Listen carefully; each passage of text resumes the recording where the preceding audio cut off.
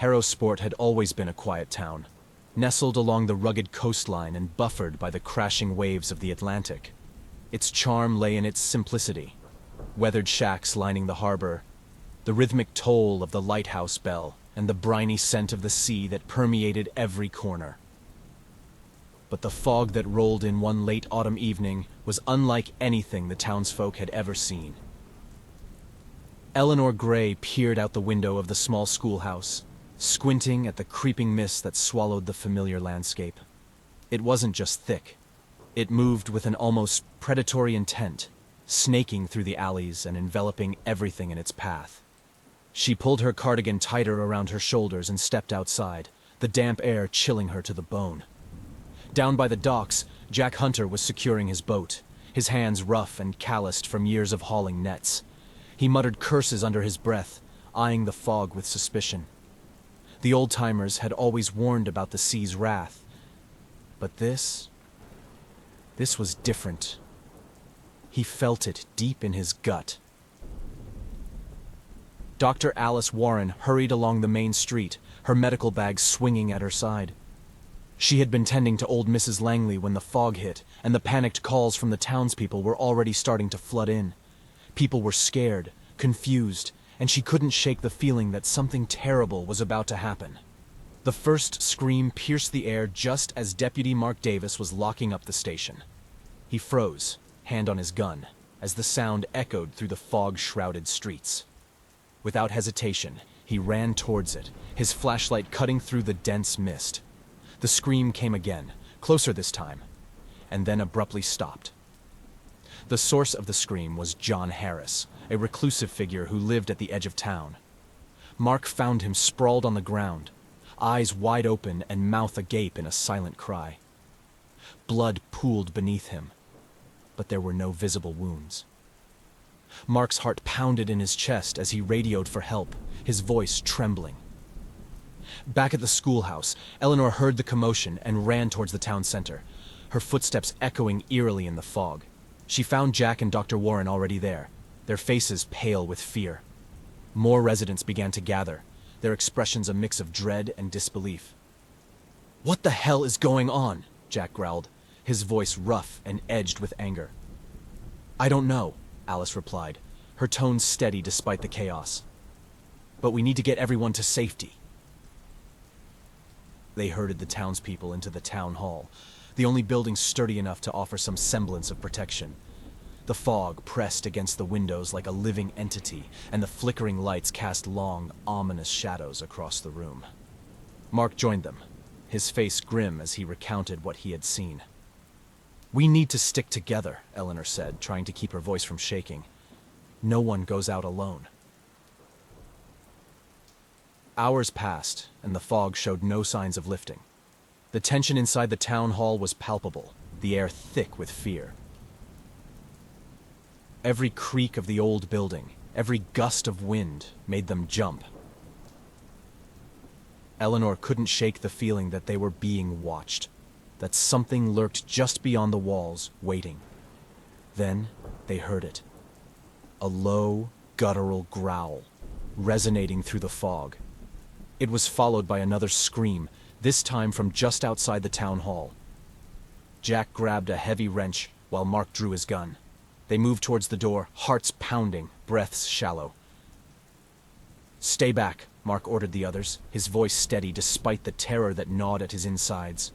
He and Jack stepped outside, swallowed immediately by the dense mist. The growl came again, closer, and they could see vague, shifting shapes in the fog. Shadows that moved with unnatural grace, eyes that glowed with a spectral light. "Run!" Jack shouted, swinging his wrench wildly as one of the shapes lunged at them. They stumbled back into the town hall, slamming the door shut behind them. The survivors inside stared at them, eyes wide with horror. "It's not safe out there," Jack panted, blood dripping from a gash on his arm. "Those things, they're hunting us." Eleanor looked around at the terrified faces of her friends and neighbors, and for the first time, she felt a deep, gnawing fear that they might not survive the night. The fog pressed closer, and the monsters within it waited. patient and relentless. The town hall, once a place of communal gatherings and cheerful events, had become a fortress of fear. The survivors huddled together, their breaths shallow, eyes darting to the fog-obscured windows. The low growls and occasional scraping noises outside served as a constant reminder that the fog monsters were out there, waiting. Eleanor paced the room, her mind racing. "We need supplies," she said, breaking the tense silence. "We can't stay here forever without food and water." Jack, cradling his injured arm, nodded. "I know where we can get some. The general store has a cellar full of canned goods and bottled water, but it's a few blocks away." Dr. Warren was examining the wound on Jack's arm. "You'll need stitches, but we don't have the supplies here. We need to get to my clinic. It's on the way to the store." Deputy Davis, his face pale but determined, stepped forward. "I'll go. We need weapons, too. My house is nearby, and I've got a shotgun and some shells." Eleanor, Jack, Dr. Warren, and Davis formed a plan. They would make their way to the general store, then to the clinic, and finally to Davis's house. The rest of the townspeople would remain barricaded inside the town hall. They moved quickly, slipping out the door and into the suffocating fog. The air was thick with moisture, and every sound was amplified. Their footsteps, the rustling of the fog, the distant, ominous growls. Eleanor led the way, her heart pounding in her chest, every muscle tense. As they approached the general store, they heard it. A faint, whispering sound, like voices carried on the wind. Eleanor's blood ran cold. She motioned for the others to stop, listening intently. The whispers grew louder, more distinct. They were not alone. Suddenly, a shape materialized in the fog. It was one of the monsters, its form shifting and ethereal, eyes glowing with an unnatural light. It moved with a fluid, almost graceful motion, but there was a malevolence in its gaze that chilled them to the bone. "Move," Jack hissed, gripping his wrench tightly. They dashed towards the store, the monster gliding after them. Eleanor felt a cold hand brush her shoulder, and she stumbled, barely catching herself. They burst through the door of the store, slamming it shut behind them. The monster's growl reverberated through the fog outside. Inside, they found the cellar and loaded up on supplies. Canned food, bottled water, and a few medical kits. Jack's wound was bleeding heavily now, and Dr. Warren quickly stitched him up, her hands steady despite the dire circumstances. "We need to get to the clinic," she said, wiping her hands on her coat. "I have more supplies there, and we can treat anyone else who gets hurt." They ventured back into the fog, every step a battle against their rising panic. The clinic was just down the street, but the fog seemed to grow thicker, the whispers louder. Shapes moved in the periphery of their vision, never fully seen, but always felt. At the clinic, Dr. Warren grabbed more medical supplies while the others stood guard. The whispers had become a constant drone, filling their minds with dread. Jack looked out a window, his face pale. "They're everywhere," he whispered. "We need to get out of here." As they left the clinic, they heard another scream, this one closer. It was a woman's voice, full of terror and agony. Eleanor's heart ached, but there was nothing they could do. They had to focus on survival. They reached Davis's house without further incident. The deputy quickly retrieved his shotgun and shells, handing Jack a revolver. They were better armed now, but the weight of the weapons did little to ease their fear. On their way back to the town hall, the fog seemed to pulse with a malevolent life. The growls were louder, the shapes more distinct. They were being hunted, and the monsters were closing in. Suddenly, a monstrous figure lunged at them from the fog, knocking Davis to the ground. The others turned, weapons raised, but the creature was fast, too fast. Its ghostly claws slashed at Davis, and he screamed, a sound of pure, unfiltered terror.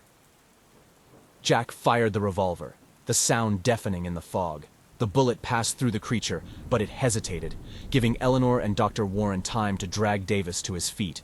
They ran, hearts pounding, the town hall a beacon of hope in the suffocating mist. They burst through the doors, slamming them shut behind them. The survivors inside looked up, their faces masks of fear and desperation. "Davis is hurt," Eleanor said, her voice trembling. "We need to barricade the doors. They're getting bolder." As Dr. Warren tended to Davis's wounds, the others worked to reinforce the barricades. The fog monsters were relentless, their growls and whispers a constant reminder of the nightmare they were trapped in. Eleanor sat down, her mind racing. The fog and the monsters were connected, she was sure of it. There had to be something in the town's history, something that explained why this was happening. "Stay strong," she whispered to herself. "We have to find a way to end this." The night dragged on, each minute feeling like an eternity. The fog pressed against the windows, and the monsters prowled just outside, waiting for their chance to strike. And in the dim, flickering light of the town hall, the survivors could only hope that they would see another dawn. The town hall was a fragile sanctuary, barely holding back the encroaching darkness. The survivors' faces were gaunt, eyes hollow from sleepless nights and relentless fear. The fog had thickened, becoming almost tangible, pressing against the barricades with a malevolent force. The growls outside were constant now, a grim reminder of the nightmare lurking just beyond the walls. Eleanor huddled with Jack, Dr. Warren, and Davis, who lay pale and shivering from his wounds. She clutched the old journal they had found in the town archives, its brittle pages detailing the town's dark history. The founders of Harrowsport had made a pact with sea spirits, demanding sacrifices to keep the fog monsters at bay. A pact broken long ago. "We need to finish this," Eleanor said, her voice a desperate whisper. "The journal says we have to offer a sacrifice to the sea spirits. It's the only way to lift the curse." Jack's face was a mask of grim determination. "And how do we do that? Just walk into the fog and hope for the best?" Dr. Warren, her hands stained with blood, looked up from Davis. "It's our only chance. We can't stay here. Those things will break through eventually." A sudden crash reverberated through the hall, the barricades shuddering as the monsters outside grew more aggressive. The survivors flinched, their fear palpable. "We need to move," Jack said, loading the shotgun. They gathered what supplies they could carry, knowing it wouldn't be enough. The group moved as one, every step filled with trepidation. The fog outside seemed to pulse with anticipation, the monsters' growls louder, closer. As they stepped into the mist, the world around them vanished. Visibility was almost zero, and the air was thick with the stench of decay. Eleanor clutched the journal to her chest, the words of the ancient pact echoing in her mind. They made their way towards the shore, the only sound their labored breathing and the distant, haunting whispers. The fog monsters circled them, shadowy figures barely visible, their glowing eyes tracking every move. The first attack came swiftly. A monstrous figure lunged at Dr. Warren, its claws tearing through her flesh. She screamed. The sound cut short as the monster dragged her into the fog. Jack fired the shotgun, the blast echoing in the mist, but it was too late. They stumbled onto the beach, the crashing waves barely visible through the dense fog. Eleanor could feel the presence of the sea spirits, their power thrumming in the air. She opened the journal, reading the final passage aloud, her voice shaking. "We offer this sacrifice to the spirits of the sea, to end the curse and lift the fog." As the words left her lips, the fog seemed to pulse, the monsters closing in. Jack stood his ground, firing the shotgun at the nearest figure. The monster recoiled, but more took its place, their eyes glowing with hunger. Eleanor knew what she had to do. She turned to Jack, tears streaming down her face. "It's me. I have to be the sacrifice." Jack's eyes widened in horror. "No! There has to be another way!" "There isn't," Eleanor said, her voice breaking. "This is the only way to save the town." Before he could protest further, Eleanor stepped into the surf, the cold water biting at her legs. She walked deeper, the fog monster circling closer. She could feel the sea spirit's presence, their power overwhelming. With a final, desperate breath, Eleanor plunged into the waves, the icy water closing over her head. The fog around her seemed to writhe, the monsters howling in rage. She felt herself sinking, the cold numbing her body, the sea spirits accepting her sacrifice. On the shore, Jack watched in helpless horror as Eleanor disappeared beneath the waves. The fog thickened, the monsters growing more frenzied. Davis collapsed, his strength finally failing. The monsters descended upon them, their claws tearing through flesh, their growls drowning out the sound of the crashing waves. Jack fought until the end, his screams echoing through the fog before being abruptly silenced. And then, there was only silence. The fog lingered, a shroud of death over the town of Harrowsport. The monsters prowled through the empty streets, their hunger insatiable. The sacrifice had not been enough. As dawn broke, the fog remained, a grim reminder of the pact broken and the price paid. Harrowsport lay deserted, a ghost town swallowed by the mist. And in the depths of the sea the spirits waited, their hunger never sated, the fog of fear eternal.